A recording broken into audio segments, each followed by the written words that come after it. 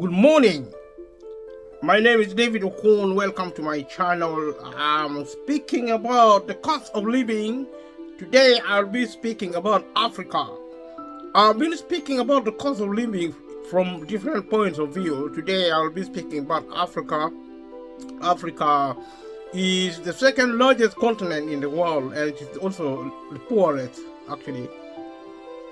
Generally, it is the poorest in the world as well. And so that means the cost of living in Africa is worse than anywhere else in the world. The solution to African problem is for the government of Africa to invest in public sector to provide public services for Africans. And in rich countries like Europe, America, a rich continent like Europe and America, as well as Asia, which are actually developed countries, they are all white-based continents.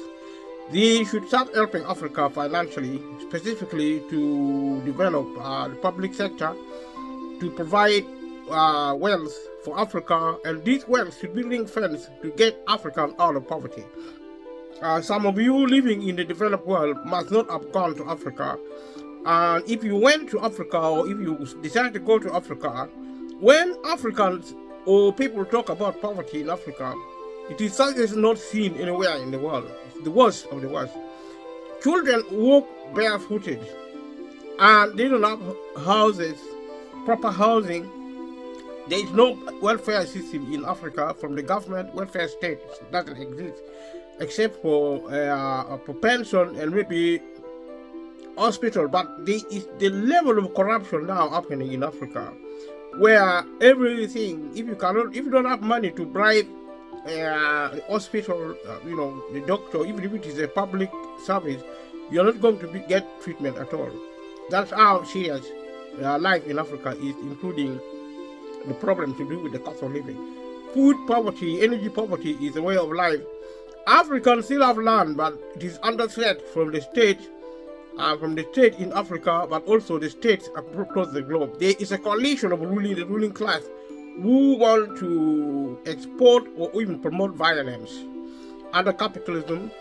And we will talk of cultural economy, lack of respect or knowledge of humanity, not really valuing humanity. And that is also prevalent in Africa now, since colonialism, since the European went and colonized Africa and introduced system of capitalism in Africa. African government are as violent and as cruel as any other government in the world. And like I said elsewhere, capitalism is now the only economic system globally. There is no socialism or communism anywhere. The only economic system is capitalism. And the capitalism now being practiced is extreme, and the people, majority of the ruling class across Africa and across the globe, other continents, are actually culturally very uneducated, poorly educated, such that they practice violence on humanity. And because of violence on humanity, we have the cost of living crisis as a symptom of that violence. And that violence is so dangerous that people who live in, people who are in government in Africa or elsewhere are set to destroy humanity totally within the foreseeable decades. Maybe 200, 500 years, humanity will be extinct. Because the poor, the 95%, 90%, 95% of the population will die first. And then violence will actually kill people who are super rich, multi-billionaires. At that time, probably you would have multi-trillionaires also, who are individuals with a lot of wealth concentrated into their hands. And seeing the trend, these people are not only murderers, they are also suicidal. They are murderers as in homicidal, but also suicidal. They kill other people. They are also going to kill themselves because they are insane. They don't think correctly anymore because power has entered into their heads. Power corrupts, and absolute power corrupts absolutely. The more power, because of wealth and other instruments being concentrated in the hands of certain individuals, fewer and fewer people are concentrating more and more wealth into their hands. and humanity, especially the ones with limited or even little cultural education, are going to be so violent and they're going to be corrupt that the world will choke to death. Africa is on the verge of a crisis I've never seen before. There are people in Africa who are so rich in terms of millions, in terms of billions in US dollar, and the only, I mean, if you ask them where they got the money from, you will probably going to be killed. Most likely they got it by corruption. And corruption in Africa is more basic than the corruption in the developed world. The developed world are more sophisticated about their corruption. And let me say that, there are people who work legitimately, but let me say the world is so corrupt, capitalism is so corrupted that it is almost impossible for anyone to get wealth unless they steal it from somewhere. In the West, there have been incidences in the West and in the East also, globally now, but mainly in the West. There have been history of slavery coming from Africa mainly and other parts of the colonies, because Africa was colonized and they used Africa to extract natural resources, including human resources, by force for free of charge. If you colonize somebody, it means you use force and violence to take their country away from them. You invade them and take over. You change their countries and their worlds into your private property, such as happened during colonialism.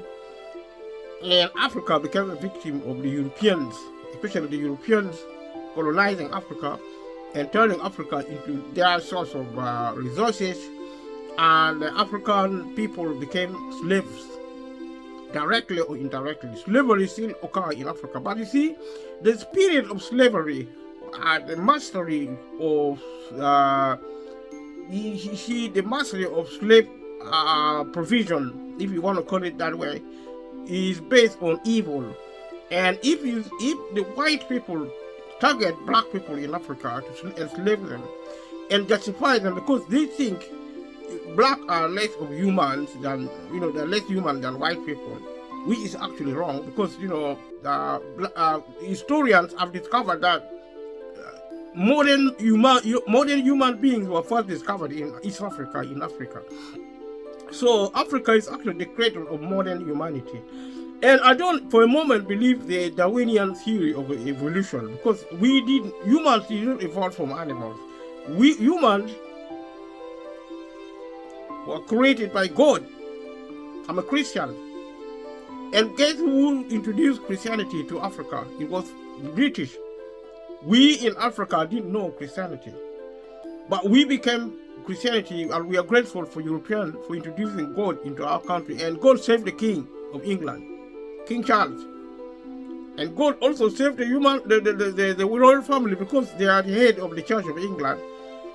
And also, indirectly, they are also the head of the Anglican community across the globe. Not to mention the Archbishop of Canterbury, who, in terms of, I think, maybe convention or law or constitution, the church of the what do you call it? The church of Canterbury. I think it is called the church. The Church of Canterbury, and also the Archbishop of Canterbury is the head of the Church of Anglican across the globe, and we are loyal to them because we are loyal to we are loyal to God. We are Christians. And if you read the Bible, if you are Christian, read your Bible. Catholic and Anglican, both are Christian, and other shade of Christianity. They will tell you that, the Bible will tell you God created heaven and earth, and He created human beings. People did not evolve. It is so ridiculous that Darwin, who was actually British, can actually establish such nonsense, scientific nonsense, and the British economy, the British Empire, the British world even accept that. What kind of Christian countries are you? Are you barbarians or what? Why do you accept a lie and a source of confusion when you claim to be a Christian country. You went to Africa and deceived us to say you are Christians. And we come here, we find men like Darwin, Charles Darwin, who lie to the scientific community. The whole of biological studies are based on ridiculous and barbaric theory of evolution. Man did not evolve from animal. So when the white people went to Africa, they thought Africans were animals. And they thought, they were convinced because we were black, our colors were so different, and Africans were living, for some reason, outside modern civilization. We didn't have much clothes. And some people thought that we were not initially in Africa, but we were in other parts of the world. But I think our kingdom was destroyed and we fled into Africa to survive. So we were remnant. We were actually refugees in a world, in the wilderness in Africa. That is some theory of the peopling of Africa. We don't know where Africans came from. But some people think Africans were the original humans. And, then we had variants of white people. I don't know. But we are humans genetically. If you take my blood and compare it with a white man's blood, you wouldn't tell the difference. Maybe you will, but not in a fundamental way. If a white man needs a blood, I can give my blood to one man, but a pig or a dog might not be able to do that. Because, unless technology improves. And much about that, things like, because the problem with Africa is racism by white countries. White people somehow, everybody is a racist, but there is a racism associated with extreme violence. It's an actual organized racism, which happened at the political level to deceive the world that Africans are less humans, so they deserve to suffer. The white Europeans especially found an excuse to brutalize, to steal wealth and money from Africa, and deceiving the world that Africans were less humans than the white people. And today that is not true. See, we have some of the best Africans, prospering in Africa, also prospering in white countries, in footballers, in sports, in politics, in businesses. So, you see, Africans are humans, as much humans as white people. But because of political violence of colonialism, to justify the violence the Europeans orchestrated on Africans in Africa, to demonstrate that somehow something was wrong with Africa. Somehow the European colonialists deluded themselves to say, somehow to justify their barbarism, to go and colonize Africa, or in part on the pretext that they are trying to save Africans from themselves. That attitude has remained to this day. That attitude still remains under what we call now neocolonialism, because neocolonialism means colonialism is still continuing. It's a form of influence, and it is very powerful. If you go to Africa to check on the poor people in Africa, you will think they are animals because of the conditioning of poverty, conditioning of abuse by Europeans, white people. Actually, racism and abuse have taken an industrial scale in the continent of Africa. This should stop, because you see, disrespect for Africa has taken on a scientific proportion. And if we continue to abuse Africa as white ones, and now not only white ones, there are Africans who now have colluded with white people in Africa to lead the so-called rulers or military dictators now, orchestrating even worse form of violence and despotism on the people of Africa. They are even worse than white people. They behave like as if they are, we have, in addition to racism, we have classism, where some really dangerous dictators are being installed sometimes by force by the help of the Europeans and maybe the Russians, the white countries. they will never leave Africa alone. And in part, I understand, most of the resources used in the world, computers and building airplanes, there is also minerals in Africa, and the equator passes from Africa. If you know your regional geography, find out what equator is. It's an imaginary line, and that region actually define a region, a specific region of the of a planet, of a continent, of an area, of a region. It defines a region on the planet, on the globe. So equator is the base area. It runs across Africa, in the middle of Africa. Africa has a tropical climate because there are also two imaginary lines to the north and the south called the tropics. The Tropic of Cancer, the Tropic of Capricorn, the north and the south.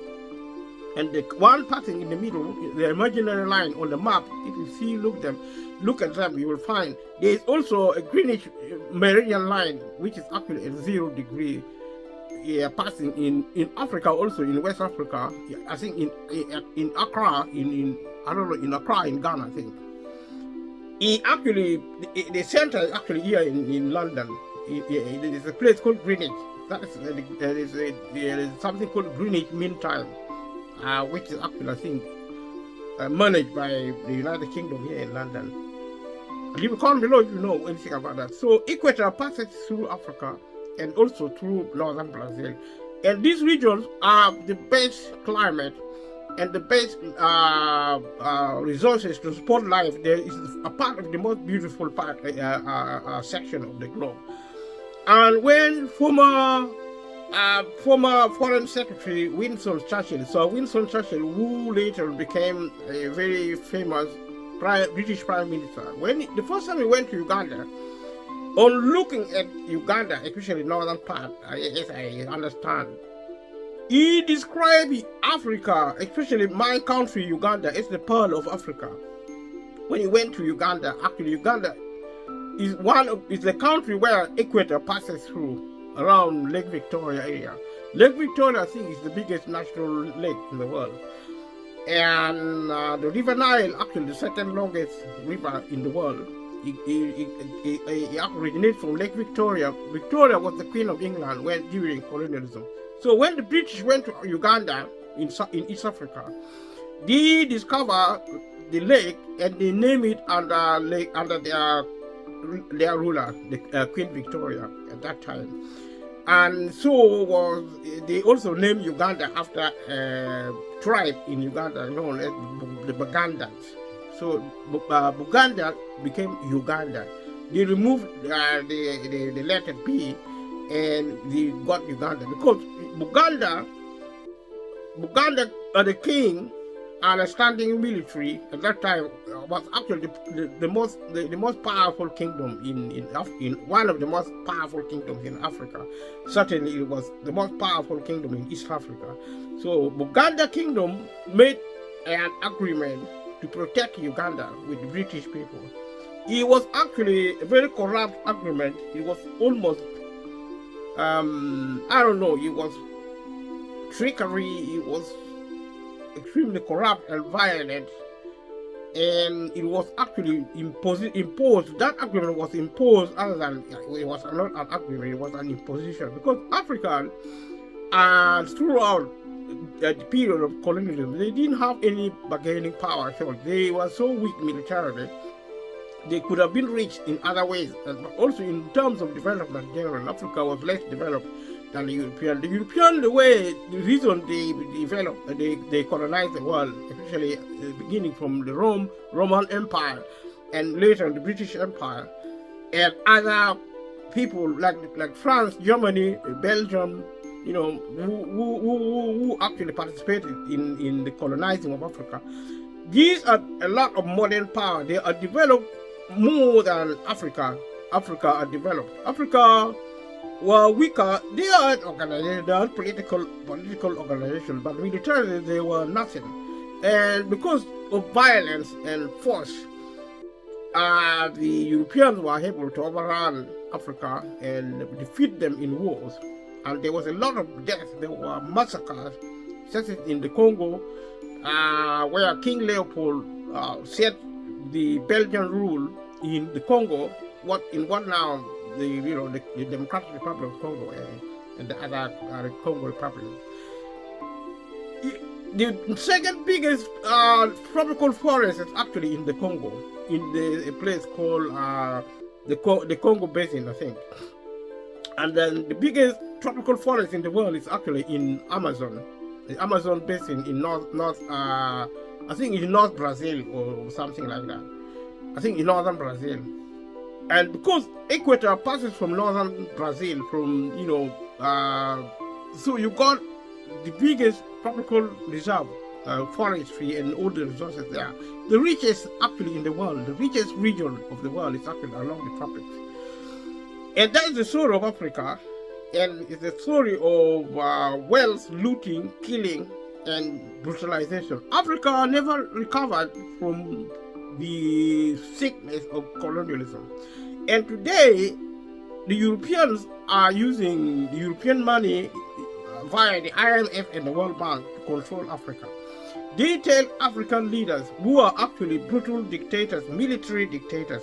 And remember, I said elsewhere that if 95% of the population of the world are still poor, there is no democracy in the real world. What we have in terms of rule is a civil dictatorship, which is comparatively is better than military dictatorship.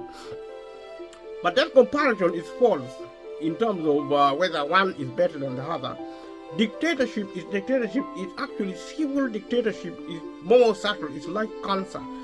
And we need to understand that civil dictatorship has now taken on an economic dimension, especially in the developed world, but increasingly in Africa. More military dictators in Africa are now using civil instruments. They manipulate wealth, they strategize with their fellow rulers abroad to take over resources from the people, land, and everything. If you take land, you take everything from somebody. That's what happened in Europe, America, and any of the developed countries. The people are landless because the state took it. It is not happening in Africa with the coalition of the Europeans, Australia, America, Russia, China. Everybody is now rushing to take land from Africa. When land is taken, then dictatorship is going to be absolute, but it's going to shift from military dictatorship to civil dictatorship, that like we have in the developed world. In other words, globalization is about right-wing dictatorship. And right-wing means people who practice extreme capitalism, where public sector will be closed, and public sector are there to help people who are rich, who are poor, who are the majority of the population. It's a form of violence, it's a form of barbarism. It's barbarism and criminality in the moral sense of the word, not the legal sense of the word. It's criminality in the legal sense of the word, because these are the people who did not learn respect. They have twisted sense of valuing life. I have argued that people who are right to rule the world are the ones who value humanity by way of prioritizing humanity. And if that had been the case with the ruling class of the world of today, if that had been the case, the cost of living crisis would have not happened. A lot of crises around the globe would not be happening. The war in Ukraine will not be happening.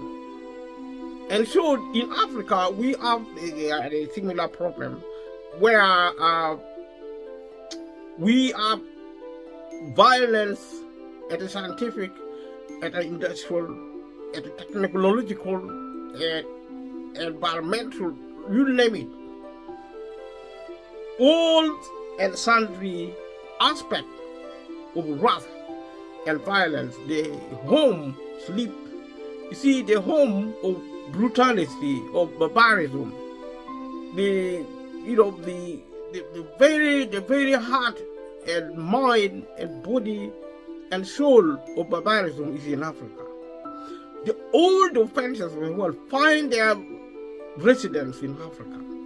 Africa is a country in need of reform need of salvation, the Europeans, who are actually still human, should step up and use institutions such as the United Nations, the European Union, NATO, and all the other global instrumentals such as trade and foreign policies, you name it.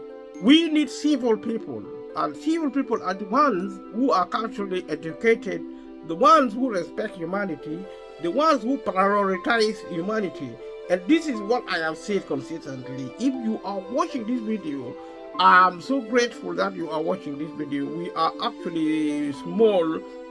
We started, I joined YouTube in 2012, but I only started working on the channel 10 months ago now. So we are very small, and I work with people like you who have been helping me, and I'm so grateful. And subscribe to this channel if you haven't subscribed, and share with family and friends if you haven't done so, and click the notification bell, click like, leave a comment below. Anything you know, we are here to stay. And as long as we have this situation where where I am able to speak here, and we still have this facility, and YouTube is magnificent. Actually, over 100 million people access the YouTube website every day, and that is a lot of people. 100 million people are a lot of people, about 3 billion in a year, and 3 billion people are accessing YouTube facility spaces, and that is a lot of people viewing, watching material on the platform. So you are very lucky to have it. I'm also very lucky to have it. We are turning YouTube into a family. Let us use it for good, not for evil.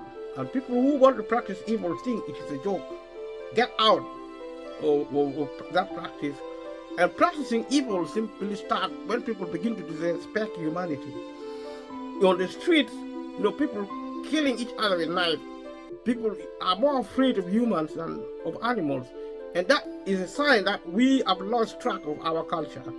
Respecting humanity, prioritizing humanity, valuing humanity, seeking peace and harmony.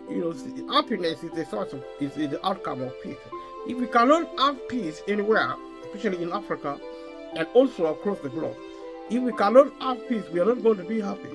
You can drink your alcohol, you can take your drugs and cigarettes, you can do whatever you like, you can eat food, you can travel, but true happiness comes when there is true peace.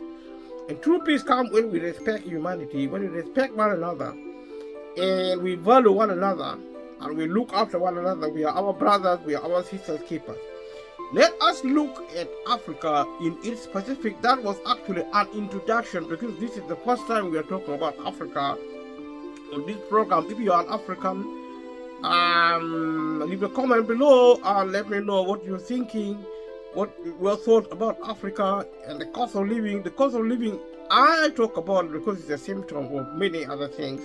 It's a form of violence. The cost of living crisis is a violence. Is a violence which features greatest in Africa. Africa can form an excellent case study. And my invitation to the European, especially the IMF and the World Bank, is to change the way they actually support Africa financially.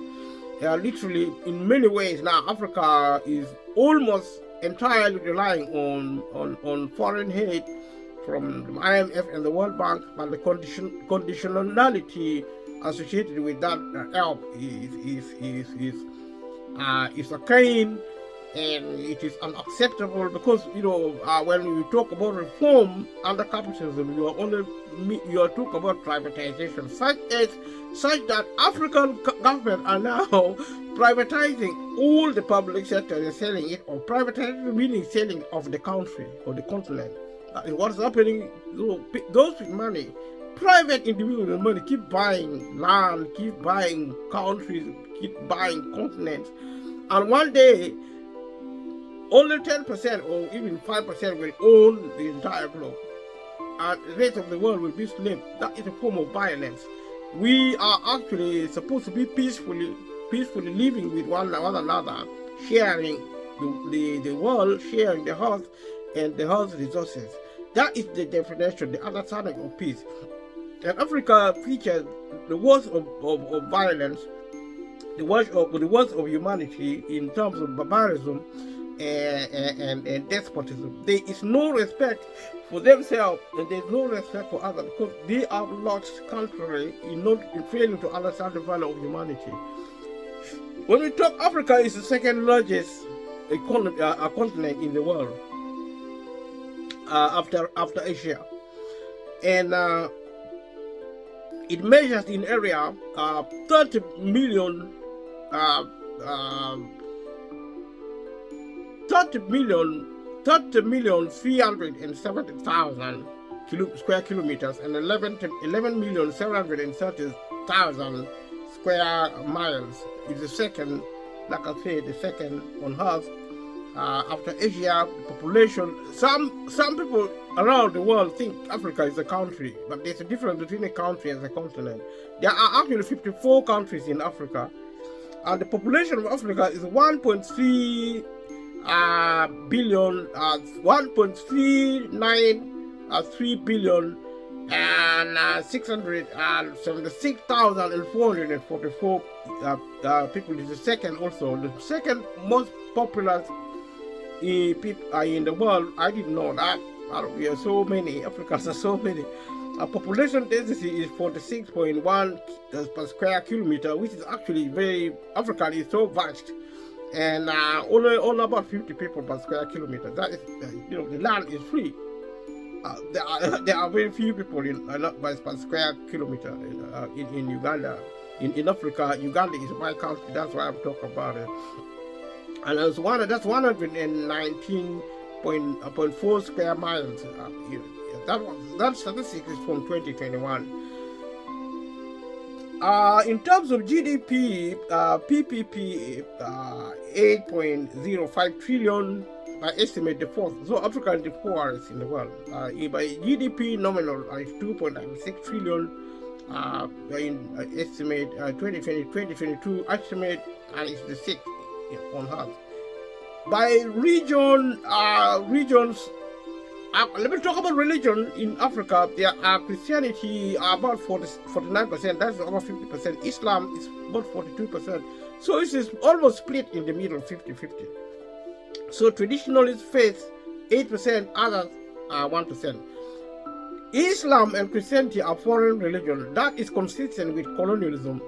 The Islamic countries and continents, including the Arabs and all those kind of people, they introduced trade, but also they introduced slave trade as well. The Arabs, they concluded with the Europeans to persecute Africa. No group of peoples are worse in Africa than the Arabs and the Europeans, and of course the Americans are an extension of European, Australia, New Zealand. These people are monsters. They're factually accurate to describe them like that. You see, the Europeans have been so brutal, the Arabs have been so horrible that today it is almost impossible to teach history anywhere. It's just embarrassing, because today they are no longer, their brutality is now insidious. They do it underground now. If your conspiracy theory is anything to go by, and they operate in secret anyway. So our only hope is to pay attention to the conspiracy theory. Some people actually claim that most diseases now are actually created deliberately as biological weapon. Like, I don't know what else, chemical weapon, biological nuclear weapon. These people are actually crazy.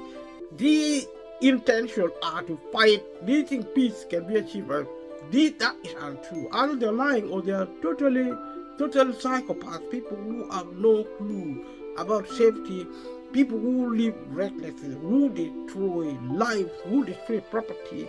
Look at the war in Ukraine. Should Ukraine and Russia fight? No, the answer is no. Zelensky and Russia and Putin are barbarians. These people, these individuals are part of the human economy of today. People in power are barbarians. At least the majority, as we understand it. Because you see, the silent voices who are still humans, in the ruling class, please say your prayers, and hopefully you will work with peace-loving members of the human communities. But there's a lot of brainwash. There's a lot of propaganda. So sooner or later, the streets are going to be full of barbarians. And it is not happening because, young people especially are now so wild. They are so violent on the street that pensioners now are under siege. You see, the older you get, the more under siege you become. You people are so fearful of young people. They're becoming like worse than wild animals. And this is the impact of prolonged decades of violence, state violence, in the developed country, in the developing country in Africa. And African streets are becoming more and more dangerous. And the cost of living crisis is a symptom of violence. And we need to start doing that. The answer to that question, we need to revisit our cultural roots. Trying to understand the value of humanity. Now we think about money. You look at your TV, you look at every media resource. All the things people think about is money. The only value attached to anything is money and wealth. That is the problem. See, money is valuable, but human beings are always more valuable than money and wealth. And the reason the Europeans and the Russians now and the West and the East are promoting barbarism in Africa because of wealth. Africans are dying because of wealth, and the cost of living is necessary to destroy the people of Africa. But if they can destroy the people of Africa, they are going to destroy the people of the world. The Europeans, the Asians, the Americans are also going to be destroyed because madness knows no boundary. You go and kill Africans. You think it is fun? No. We make movies in Hollywood. We turn barbarism into entertainment. And it is a multi-trillion industry. Entertainment based on barbarism, extreme violence, on television, on games, on social media. And social media, there is nothing wrong with social media. You need to understand that. There's nothing wrong with television. Television and social media is the best. These are the best things to happen to humanity. We are the problem. We, the people, are the problem. Our culture is broken. Our societies are broken. Our culture are actually rotten. We have lost touch with the essence of humanity. We value anything else except humanity. How can we say walking on the street, avoiding to speak to people, treating them as strangers, and they are, because they are extremely dangerous. Potentially, we are becoming abusers, see, from the state to the villages. And this is getting worse and worse. That's why there's the cost of living crisis. And my hope is that by speaking in this manner, people will see the light and begin to understand. The first step is to try and survive. If you fail to survive, you're going to go extinct as a species. We are going to go extinct. Our survival strategy involves re-educating our mindset, our mentality, our understanding of humanity. We value humanity. We begin to improve. We begin to reform. We begin to behave like humans. Valuing humanity, respecting humanity, caring for humanity first, and then caring for the money, and then caring for the environment. But we are too twisted and perverted that we now see the world upside down. I hope there is hope. I believe there is hope, because I believe if we change the way we think, then we become how we think. We are what we think. We become what we think. If we think human first, then we begin to learn how to understand the value of humanity. It's a priority. There is hope because there are people who still respect people. There are people out there who still value. These are good people, but they're becoming the minority, unfortunately, in our modern world, because violence is on the increase, and the cost of living is evidence of that. Other crises are actually evidence of that, and we need to start acting now, leading to actually encourage humanity to go back to school called a cultural institute of life, to know the value of humanity and change the way we think and pay more attention to human life. We start to deliberately resist the temptation to abuse. Women are complaining about men are complaining about women. They are abusing each other at home. The family is falling apart. Children no longer respect parents. Parents are abusing children. Children are abusing parents back. Grandparents are being treated as football.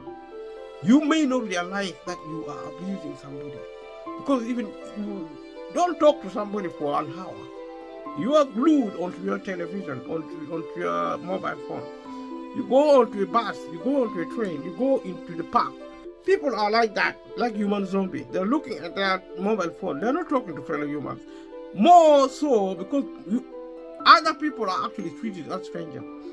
You are not allowed culturally, which is actually a broken type of culture.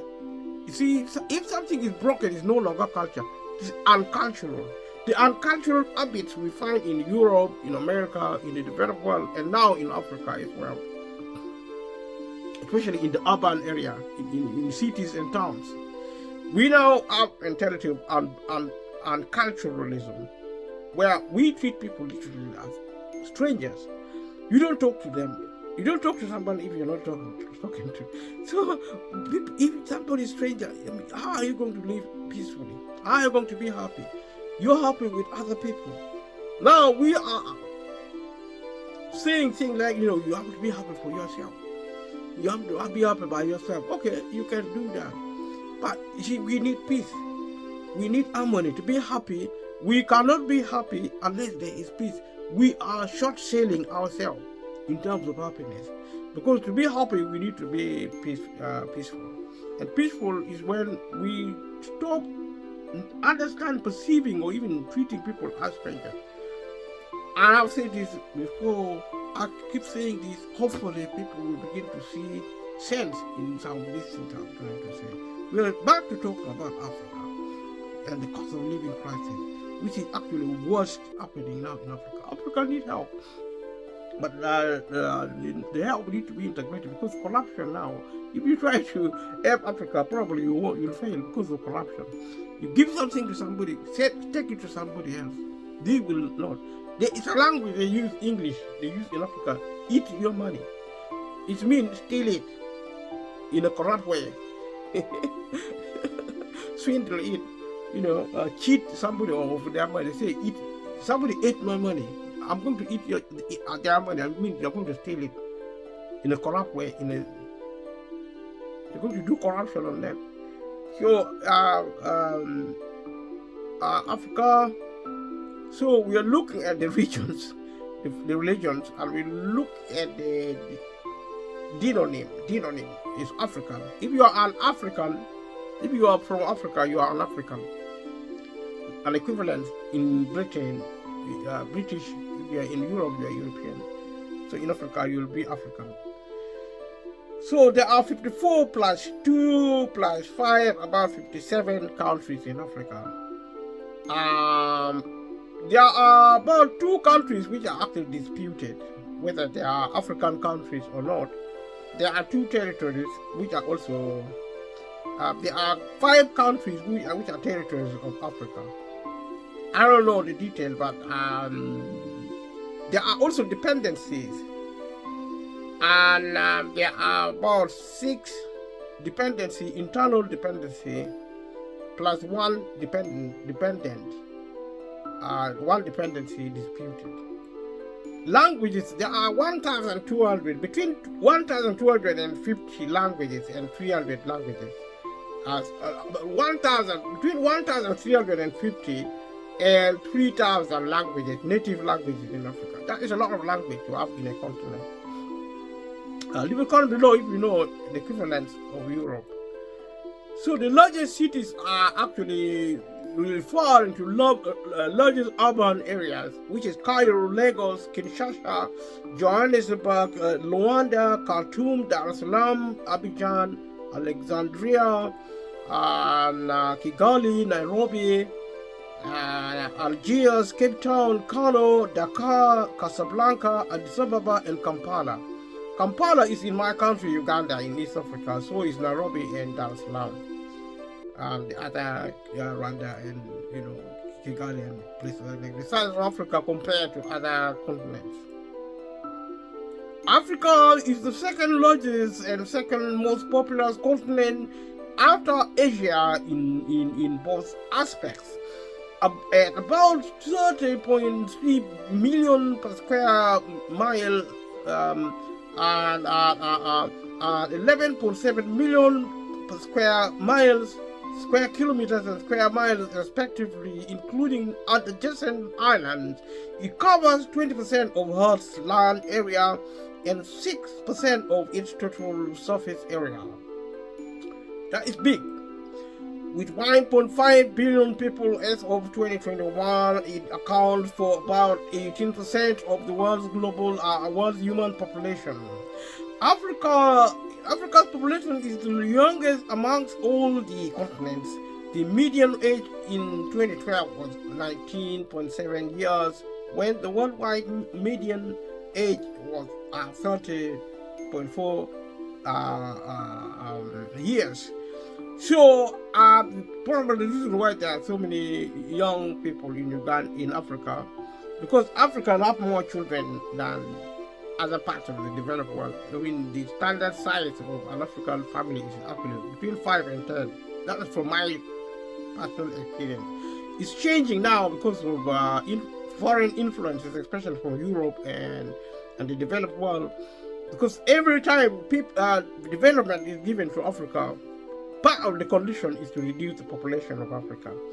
And in terms of health, main areas permissible for health funding is actually abortion, contraception, and if the conspiracy theories are correct, then there are other means where Africans and the rest of the world are actually subjected to exercises, violent exercises, or some form of warfare to reduce the population. Even the world wars, the First and the Second World War, conspiratorially, theoretically, because it's conspiracy theory, that these wars are actually designed to reduce the population. And the war in Ukraine is designed, therefore, to reduce the population. The Gulf wars, the wars in the Gulf, the Syrian war, any wars of the world is designed by the globalists to reduce the population of the world. That is a conspiracy theory. Pay attention to conspiracy theory, because it could be true, could be a theory, because these rulers, global rulers, actually operate in secrecy. So we wouldn't know the truth unless we track them, and we don't, because of the cost of living crisis. If they can eradicate poverty in the next 10 years, then we may decide to start trusting the belief. How can you trust somebody who deliberately keep you in poverty? And poverty is the worst form of violence ever, because it relates to health. It's subjecting, it's stressful, it makes people die. And if the conspiracy theories are right, then people are deliberately kept into subjectivity of poverty, including the cost of living crisis, to kill them, to reduce the population of the world. And more and more now, people are complaining about people being so many. That is wrong, because there are enough resources for people to be as many numerous as they like. So, I mean, I don't like the idea that, the world's problem can be solved if we reduce the population of the world. That is false. If we cannot solve the problem now, when we are many, when we are few, we are going to fail even more. Because, see, you cannot kill people for whatever reason by war. Humanity has been fighting since the beginning of life, since the beginning of the universe, whenever that is. And that is the fact. Right now there's war in Ukraine. You don't know why they are fighting. They should not be fighting at all. Nobody in the world, in their right mind, should be fighting. I grew up learning this with horrors. Why do people fight? No reason except insanity. People are insane. You see? So, people should stop fighting and start teaching animals by example, because animals also fight.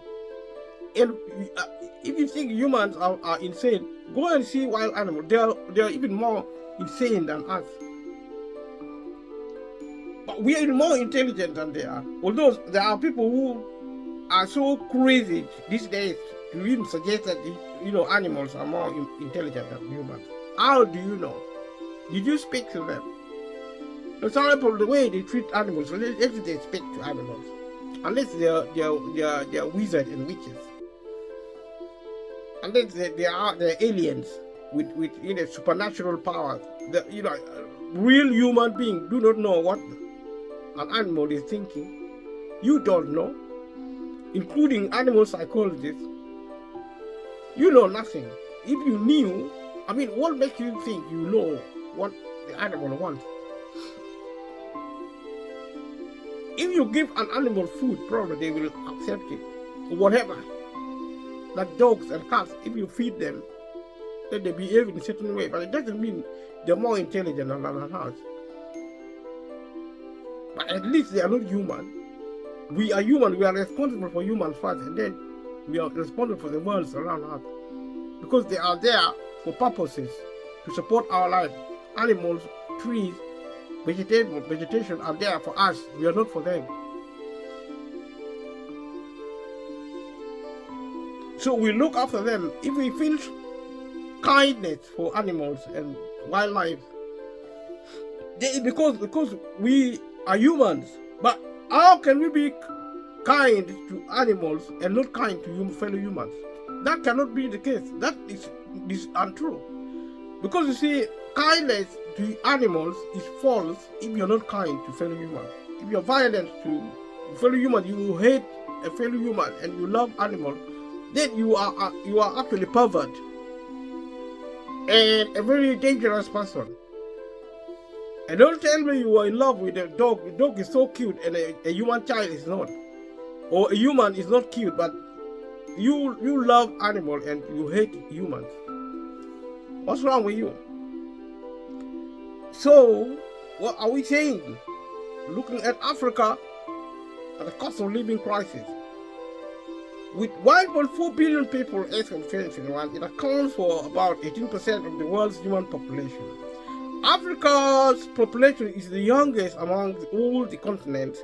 The median age in 2012 was 19.7 years, and when the worldwide median age was 30.4%, which means the average age of the people in the developed world are actually 30 years old. By the majority of them actually, in Africa is 20 years. They round it up. Despite the wide range of natural resources, Africa is the least wealthy continent per capita and second least wealthy by total wealth, ahead of Oceania. I don't know what Oceania is. Leave a comment below.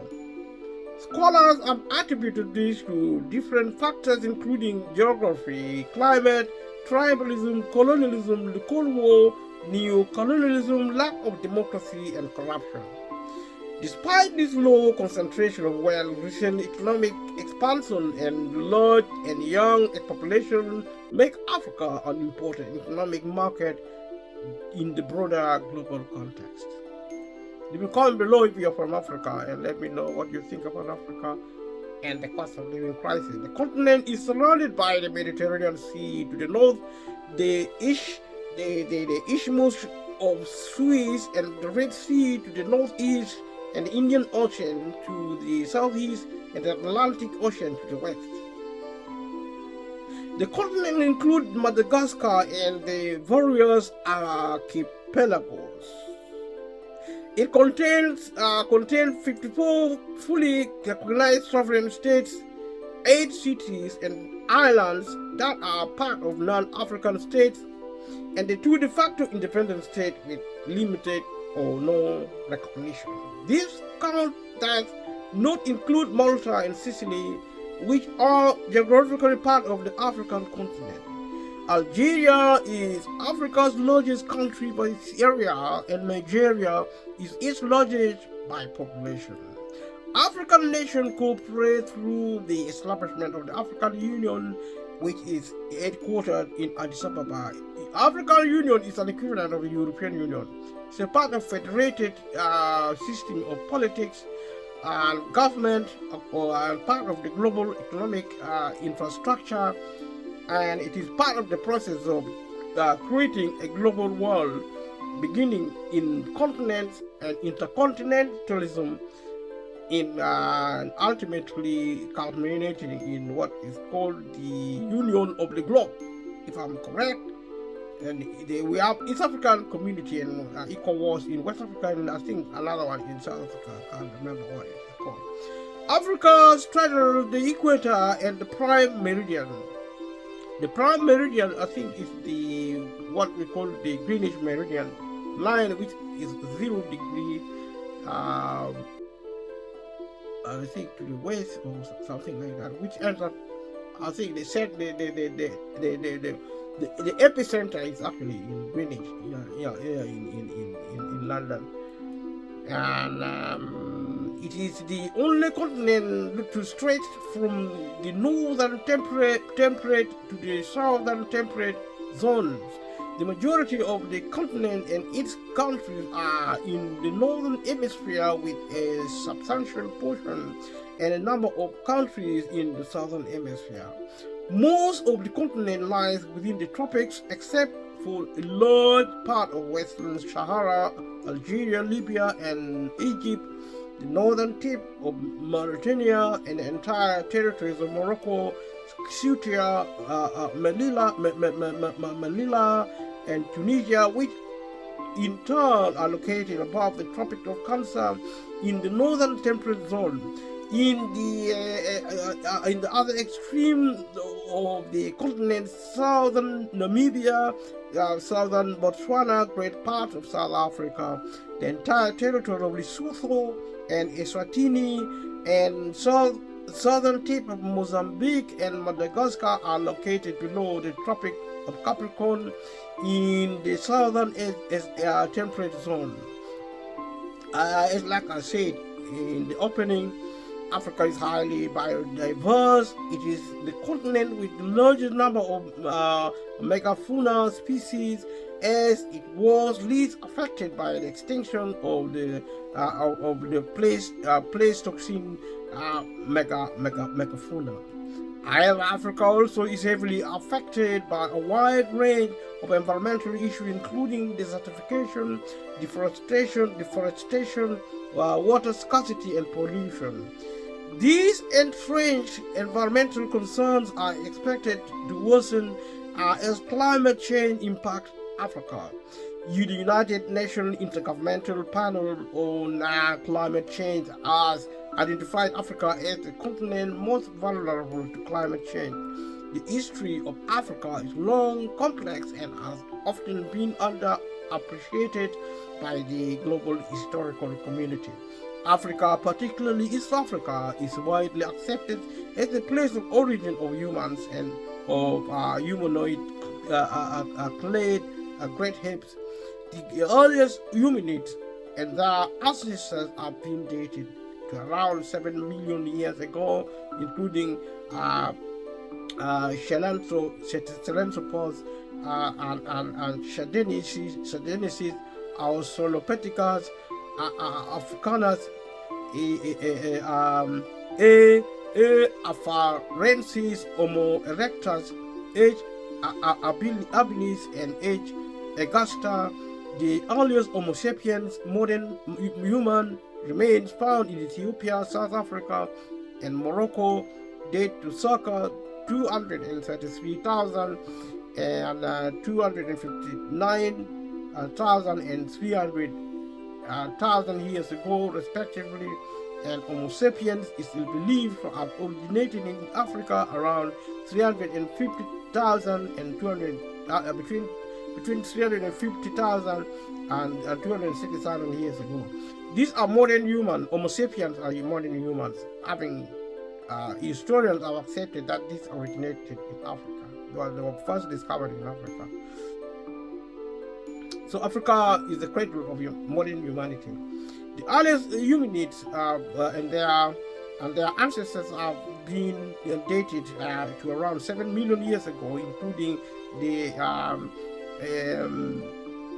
I'm actually repeating this information. Africa is also considered by anthropologists to be the most genetically diverse continent as a result of being the longest inhabited. So humans have actually lived in Africa longer than anywhere else in the world. So it's the cradle of humanity, with something Africans should be proud of, and the world should also be proud of Africa. It should be a cause for celebration. And abusing Africa by Africans, abusing Africa by foreigners is an offense against humanity. Early human civilizations such as ancient Egypt and Carthage emerged in North Africa. Following the subsequent long and complex history of civilization, migration, and trade, Africa hosts a large diversity of ethnicities, cultures, and languages. The last 400 years have witnessed an increasing European influence on the continent. Starting in the 16th century, this was driven by trade, including the transatlantic slave trade, which created large African diaspora population in the Americas.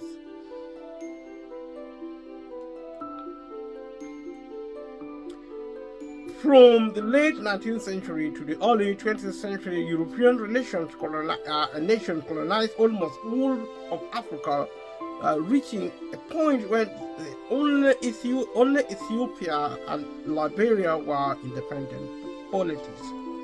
Most present states in Africa emerged from a process of decolonization following World War II. So let us talk of the language, the etymology, the totality of Africa seen by the Apollo 17 crew. Africa was a Latin name used to refer to the inhabitants of then known Northern Africa to the west of the Nile River, and in its widest sense referred to all land south of the Mediterranean, ancient Libya. These names seem to have originally referred to a native Libyan tribe, an ancestor of modern Berbers. See Terence for discussion. So, the name Africa is not African by origin in terms of some historians, because they are African-based historians now doing a study of Africa to try and rewrite the history of Africa where necessary. So there is a move for Africans to write their own history other than the European writing history for Africa. Because we are human, there is a lot of corruption, there's a lot of violence, academic, intellectual violence, where there are actually a lot of concealment, there was a lot of truth, half-truth, or even no truth at all being told, even if the facts actually are there. So these are now Africans, trying to reclaim their truth. And some historians, most of them are black people, are now claiming that Egypt, or actually Egyptian civilization, actually black civilization of Africa, and that makes sense because Egypt is in Africa. So when you talk of Libyan tribe, these should be Africa, but Libya is now full of Arabs. Arabs are actually, in my opinion, are a mixture of black people and I think white originated type of humans. I think there are only two types. In my opinion, I think there are only two types of people, black and white. Anything in between is a mixture between black and white. Like such as in Asia, maybe the Chinese, the Indians, the Arabs, in Israel, in the Middle East, these are actually part white, part black. Something we see now with mixed races in Europe, when a black man or woman produce a child between them, then you have a mixed blood child who looks like the Arab, who look like the the Asians. They are neither black nor white. But in Europe, they are referred to as black people. I don't know why, because they are not supposed to be black. They are supposed to be mixed race. They are not even white, so there should be given new names for them. They are part of humanity, and I believe the Arabs who now occupy North Africa are actually a mixture between black and white people. And I think white people, by nature, are always violent, more violent than black people, because of the level of progress, developmental progress in terms of militarism, in terms of wealth. So they kind of outdeveloped Africa at some point. So when they went to Africa, they were superior militarily and economically and financially. That's why they ruled over Africa. They violated Africa. Africa failed to defend its territory, because in a world where people are actually depraved, they are culturally. I'm not picking on European or Africans or anybody, but I'm just pointing to the fact of human depravity. Depravity is evidence of violence and fighting. It's complete proof that we are total lunatics. We are very dangerous species to ourselves, because we are smarter than animals, evidently, of course. We plan, we strategize. Look at the things we have built. Are we animals? No. Animals have never built aeroplanes. They live with us. It is obvious you don't need to be a professor or a researcher. It's common sense that human beings are smarter than animals. That is, you don't even need to question that. But there are some people who are so insane. Perhaps they are aliens trying to destroy humanity. I even suggesting that animals are better than humans. They're more intelligent. That is wickedness. You are a pervert, and you should be thrown into prison for abusing humanity. But there is no law to abusing humanity. The only law is if you are captured, maybe assaulting somebody, then you are actually caught as a criminal. But as long as the law exists. But the law is futile. We need education. We need the law now because we are poorly educated. As soon as we are culturally astute, following our good education, cultural education, we will not need the law, because we don't break the law in the first place. We become good people. The law is there to deal with wrong people. And the problem with wrong people in power, they are above the law, because they have so much power. And with privatization now, poor people do not have access to justice, because everywhere, every country, the public sector is closed down, and the public sector is the one to provide justice for the poor. Even anything providable publicly is inaccessible by poor people, who are the 90 to 95% of the global population. And that is actually a ticking time bomb and a poor commentary on humanity, and total evidence that we are culturally a ticking time bomb. We need to learn culture. We need to renew our faith. We have to renew our. You see, civilization started in Egypt, in Africa.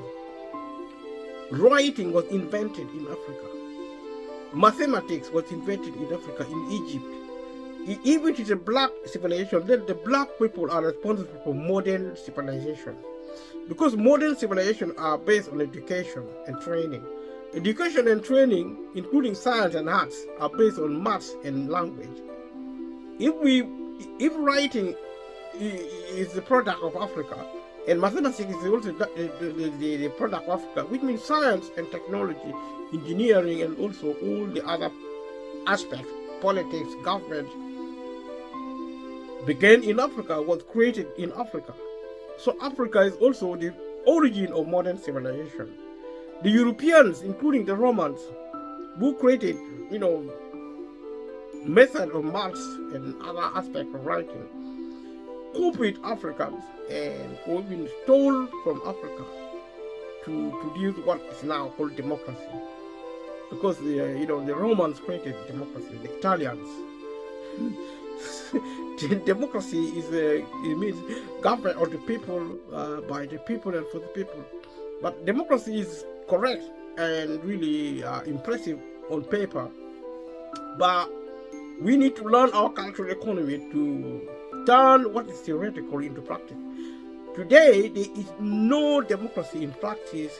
There is civil dictatorship and military dictatorship. Civil dictatorship in the developed world, especially in the West, where we think there is democracy, there is not. But also military dictatorship in Africa, which we think there is barbarism, and there is no different from the barbarism in the developed world, including in Europe, America, Russia, China. The only difference between Africa and the Europeans is that the Europeans are rich and the Africans are poor as continents. And that is what we're talking about. And we are talking about the cost of living, but I'm actually approaching it holistically so that we don't actually form a narrow view of our problems or challenges as we may look at them. So this name seems to have originally referred to so the name are usually being connected with the with the Phoenicians word Afar, meaning dust. But a 1981 hypothesis has asserted that Afar, which means dust, Afar is actually Afar in my language, in Acholi language, in Luo. And the Luo are also, some scholars actually claim Egyptian civilization in which originated in the north. It's actually a Luo civilization. Choli of northern Uganda are part of this great civilization. Some people actually claiming that Afar in Acholi we call it Afua, which is dust. If true, then these are evidence of Africa is actually an Acholi language, a Luo language. If you remember Barack Obama, former president of America, from Nairobi, from Kenya rather, the Luo people in Kenya are the same with the ones in northern Uganda, the Acholi people, and the one in South Sudan, the Acholi in South Sudan, and the other aspect of Luo which are splintered all over the world. The communities in Kenya are actually the largest concentration of the Luo group anywhere in the world, about 1 million of them. And they are, if some historians are accurate, the Luo are actually singularly responsible for global, modern global civilization. They created it, the Luo people. So we should look at Afar, which is my language, Afua, which is dust. Literally, and if you go to Africa, you will see dust, such as we haven't seen in Europe. Because there is something called Maram Road, which is not tarmacked. It's not built, it's unbuilt. You just dig those roads and you don't tarmac it, and you don't pave it. You don't actually put concrete and stuff on it. So that when you are driving, you see plumes of dust. You see plumes of dust such as you haven't seen anywhere else in the world. And it looks, the dust in Africa is different. It's in the sense of how you experience it. It looks like, what you see from smoke, from burning, smoke coming from burning fire, or when a thick bush or a vehicle is on fire and you see the dark smoke. That is not dark, it's brownish. It's normally brownish, the color of the earth. And you see that if you are driving in an African Maram road, which is not paved, if you're a driver, you may not even be able to see, 100 meters, because the dust are so thick. And that is a very common feature in an African life. If you look at the vegetation during dry season, they are all brownish in color because of dust particles are actually concentrating on there. So Africa needs a lot of help in terms of development. And a lack of development is part of the cost of living crisis. The reason there is cost of living crisis in Africa. And but So the name are usually being connected with the Phoenician word Afar, meaning dust. But a 1981 hypothesis asserted that it stems from the Berber word Afiri, Ifri, plural Ifran, meaning cave, in reference to cave dwellers.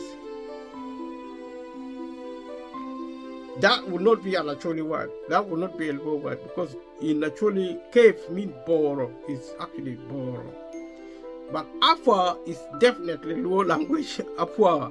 We call it Apua because F in Acholi, we don't have F in Acholi, but other Luo use F. So that word Afar, which is, we call it in this text, is saying is referring to Phoenicians. That is an Acholi word, actually, because we call it Afar. Others actually got it from the Phoenicians, or the Phoenicians got it from us. But if we are responsible for the Egyptian civilization, which means we were the main group, perhaps they got it from us, or we got it from them. And that's also evident that the Acholi people, the Luo people, were actually responsible for the early civilization such as found in Egypt. And if our language is associated with the naming Africa, then the Luo people are very significant as a group. But they are one of the fewest people in the world, because they are murdered in Africa. They are also murdered when a lot of them are murdered when the British and all the other colonialists went to Africa. So the same word may be found in the name of the Banu Ifran from Algeria and Tripolitania. Berber tribe originally from Jafran, also known as Ifrain, in northwestern Libya, as well as the city of Ifrain in Morocco. So there appears to have been in Africa some multiculturalism or intersectioning or the intercrossing of the African peoples, where as a result, you find up and down the continent there is a lot of similarity culturally and also linguistically, such as you find in Europe among the European cultures and peoples. A European in Europe is more likely than an African to learn and adapt to the English culture and language. That meaning that the Europeans actually are similar, and white people in general are actually very similar culturally wherever they are. A white looking person like the Asians, the Chinese, the Arabs are more likely to adapt to learning English and culture more than the European culture than Africans. Africans are distinctively very different as a people. And the Roman rule Carthage became the capital of the province then named Africa Proconsularis, following its defeat of the Carthaginians in the Third Pacific War in 146 BC, which also included the coastal part of modern Libya. The Latin suffix "ica" can sometimes be used to denote the land. Example, in Celtica from Celte, as used by Julius Caesar. The later Muslim region of Phrygia, following its conquest of the Byzantine, Eastern Roman empires, Executus Africae also preserved a form of the name. According to the Romans, Africa lies to the west of Egypt, while Asia was used to refer to Anatolia and lands to the east. So I can only say that the European probably had influence in Africa earlier than history, probably modern history, are able to record accurately. And language, including African language, including actually Luo language in East Africa, they particularly have been probably influential in forming the languages in Europe and therefore global language itself, and also culture and customs. So the people have been training, they have been traveling, they have been exploring, black and white. So humanity, culturally, historically, are more, they're more similar than we would probably care to think.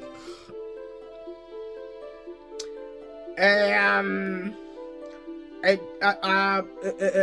definite line was drawn between the two continents by the geographer Ptolemy between 85 to 165 CE, indicating Alexandria along the prime meridian and making the isthmus of Suez and Red Sea the boundary between Asia and Africa. The Europeans came to understand the real extent of the continent. The idea of Africa expanded with their knowledge. The demarcating of boundaries in Africa is a controversial subject because, in my opinion, I think the Middle East is probably part of Africa anyway. There's nothing middle about the Middle East. And if it is actually the East, then it should have been the East. If it is not the East, then there's nothing middle about the East. It could have been the Middle North. Why is it the Middle East? It means the Eastern, which are more to do with the Persian type of human species, corrupted Africa, stole land from Africa, that is the Middle East, and actually combined it into what is now Asia. Probably also part of Asia would be Africa, probably part of Europe will also be Africa. Because the only thing which divides Africa and Europe is the Mediterranean Sea, mainly, if I'm right, but also maybe part of the Atlantic Ocean. The Indian Ocean has to do with the Asian part of the continent. But that is for historians to bother about. So the eyes continue to look at Africa as we carry on with this conversation. Subscribe to this channel if you haven't subscribed, and support it in whatever way you can. Campaign for it, and if there are bigger YouTubers, introduce them to me if you know them personally. Leave a comment below so that they can support me to grow, to collaborate with them. I wouldn't mind. We might talking to a few bigger bigger YouTubers. Other etymological hypotheses have been postulated for the ancient name Africa. The 4th century Jewish historian Flavius Josephus Anti 1.5 asserted that it was named for Ephah, a grandson of Abraham, according to Genesis 25:4, whose descendants he claimed had invaded Libya. Those who read the Bible can actually identify that claim. So Isidore of Seville, in his 7th century etymology, suggests Africa comes from the Latin Africa, meaning sunny. Probably it is true because Africa is sunny. It's the most sunny continent in the world. Massey in 1881 stated that Africa is derived from the Egyptian Afrika, meaning to turn toward the opening of the car. I don't know what car is. The car is the energetic double of every person, and the opening of the car refers to the womb or birthplace. So Africa would be, for the Egyptian, the birthplace. It's unsurprising because historians also say the early modern humans were first discovered in Africa. Africa were habited first, but that is history. The truth is out there. If that be true, then it is of interest. So Michel Freud in 1976 proposed linking the Latin word with Africa's sun, wind, which would be the Umbrian origin and mean originally rainy wind. Robert R. Stiglitz of Rutgers University in 1984 proposed the name Africa derived from the Latin Africa, which is actually cognate to Hebrew Ophi, rich. Well, Africa is rich, so Ibn Khaldun and some other historians claim that the name of Africa came from the Immiliarite king called African Ibn Qais Ibn Safi, also called Africa's son of Abraham, who subdued Ifriqiya. So, Arabic Africa feminine noun and Ifriqiya now usually pronounced Afriqiya feminine. Africa from Afara, which is iron, not Alif, to be dusty, from Afa, dust, powder, and Afil, dried up by the sun, weathered, and Afara, to dry in the sun on hot sun, or to sprinkle with dust. Possibly Phoenician Faraga in the sense of a colony separation. So that is actually talking about the origin of the name Africa, which is rather interesting. Let us look. Actually, we're going to stop this. We're going to stop this video here, and thank you for those who have been watching. And we have been looking at Africa. If you look at the early stages of the video, and to see the significance of this material, this dispensation, to talk about Africa, to look at the poverty in Africa, and also to look at the cost of living crisis in Africa as being worse than anywhere else in the world, to the effect that my invitation is for the Europeans and the other parts of the developed world in the East and the West to congregate, to actually change the structure of funding African continent through African governments.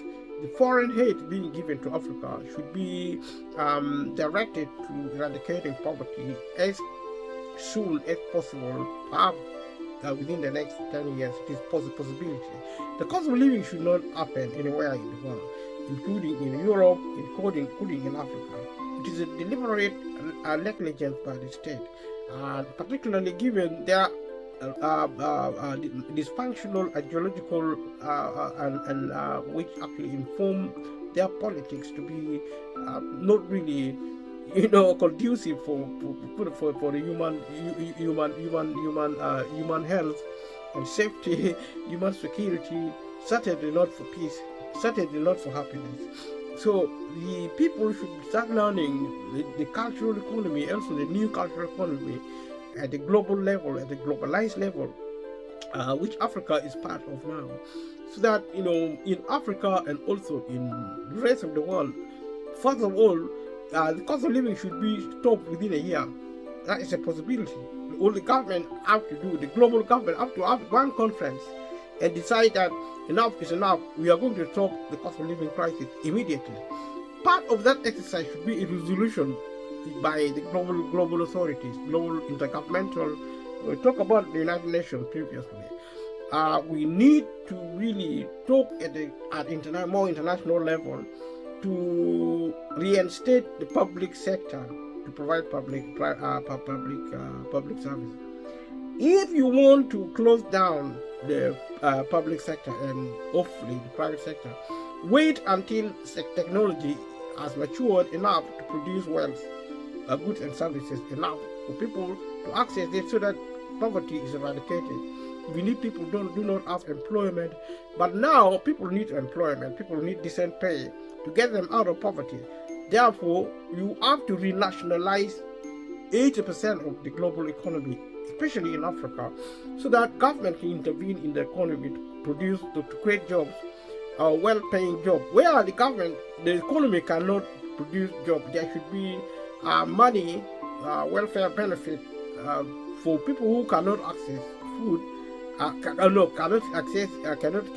get employment, and every employment should have a minimum wage, which in the developed world should be at least about £50 an hour, or something like 50,000 pounds per annum. And in Africa, an equivalent in the African valuation of currency and wealth, such that people who work for a living should not be poor. Especially the cost of living should be eradicated by employment policy and practices in the developed world and in the developing world. In any part of the world, there shouldn't be any poverty. Thank you for watching, and subscribe to my channel, share with family and friends, click the notification bell, leave a comment below, and